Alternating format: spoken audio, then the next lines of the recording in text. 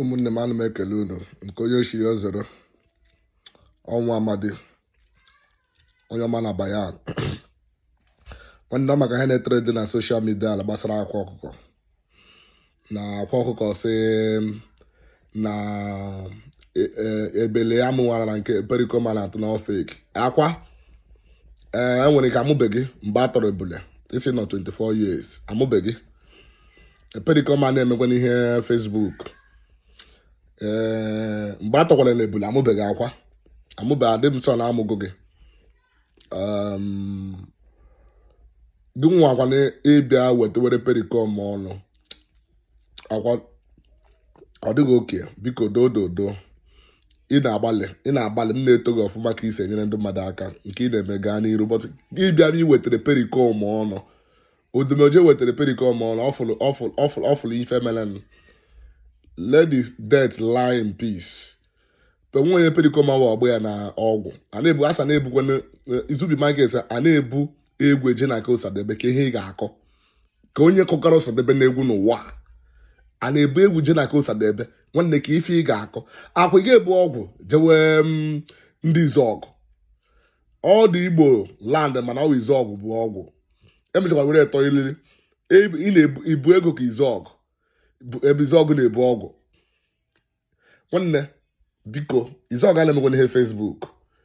Izuogu a na-eme dibịa na Facebook nwanne akwa yọtawa nke aha mba yọtawa ekwutelekwa ịkpọwa Pericomo fada Pericomo megoro ihe anya afụrụ ọ bụrụ ihe majik anyị na-agagode anya na de esiwe de ọgbọwa ọkwa eze nwaanyị ka eji ọfa Pericomo nwukwu ejighị Pericomo nwede akwa biko batawa ịka wa obere nwa ịkpọwa grandfada aha nọ na legodo ụmụ ya o nwere ka ofu nwa ya tọrọ gị sef biko batawa akwa na nkara ịsụrụ ebe anyị gaga na anyị na-gaje ịkpọwa Pericomo afa na ife Pericomo na-eme ofeki akwa achọ m ịwụ my man wụkwa n'ihe niile ị na-agbalị ka isi enyere ndị mmadụ aka. I like your mind, I like your mindset, your method, but gị ịkpọ odegwu Pericomo afa odegwu ijeri Igbo ji eme ọnụ the Lion of Africa akwa onye Pericomo na-agbakwa n'aha wa obere mmadụ ọ wee ịgaruo ebe Pericomo mere ya a na-agwa ga-apụgodi na atụrụ fim isi na Peter Odoche so wee ata the film onye o mere ka eji wee ata fim enyi fim ị hụrụ atụrụ ihe mere eme ka eji wee ata fim ịkpọkwa ndị okenye ndị dibịa ma na dibịa n'ala Igbo amafa ha lachago agwọ tụrụ mbe na mba nnọ amafa ọ dibịa Pericomo ya ndị dibịa ahụ ha kpọdọ ndakịta tọnda agba ifu ha evoke aṅụ abịa ha evoke lion abịa a na-afụ ya ọwụrụ ihe Facebook ọwụrụ ihe show ọwụrụ ihe ka achọwa followers onye dibịa na-akpụgidere ọgwụ kpọwa Pericomo aha chọrọla ịla mmụọ because asị give honor to who deserve honor nye respect to people that deserve respect. Pericomo awụrụ ọgbọ gị first Pericomo apụta abe one day kọwakwa na onye nke abụ onye nke Pericomo try and see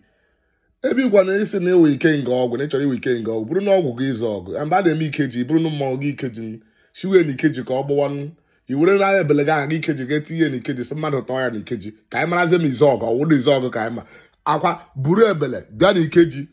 2023 buru ebele gị bịa tọọ ya wito akwesị na mmadụ tọọ ebele gị ọ da nwụọ buru ebele gị je na ikeji dọwa na ikeji ka a mara ma ebele ga ata ya na ikeji gbuo ya ede ya richie ya ede ya ṅụọ rie guys atapịacha ya akwa biko ihe ị na-eme dị anyị mma ka isi enyere ụmụ okorobịa aka dị anyị mma. I'm one of the people na-eprichi ka isi enyere ọnwụ na ide Igbo n'ala Igbo ga-emepe ifuru Lagos enweghị ihe rụrụ na Lagos enweghị ịrụ na isi ka ịrụ ya n'ala Igbo anyị na-emezi ụzọ eme ivere eze ọ ga-adịrị gị na mma but nke ịkpọwa Pericomo aha akwa biko dododo batawa yọtawa biko ndị mmadụ ga-etikwere ihe ọnụ mekwa ihe Pericomo lion of Africa but dumeje chọrọ inwe ya kpara ya afọ ifuru this person has gone o mechara ihe ọ na-eme lawa wee hero ihe m create your own way ọ ibe na-asị Pericomo onye Pericomo anọ na Tasford adịghị na Anambra today Tasford adịghị na Hebrews Ọnịcha Tasford adịghị na Ọnịcha today o Pericomo kwụsịrị ya ewerekwa ewee kọọ egwu ihe niile o mere ka a eji wee ihe ahụ o mere ka eji wee ebele ahụ ifuru emere ya ọha eji wee bịa ata film ọ bụrụ na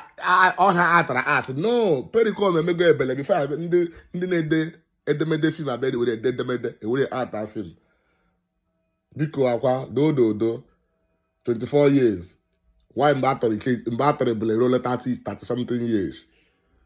bro patawa nke na-eme dị anyị mma bọtụ nke ịkpọwa Pericomo ahụ afọ ịgaghị ala ụzọ ndewo unu tikwe ihe ọnụ share ya ndị vidio ka o rute Akwa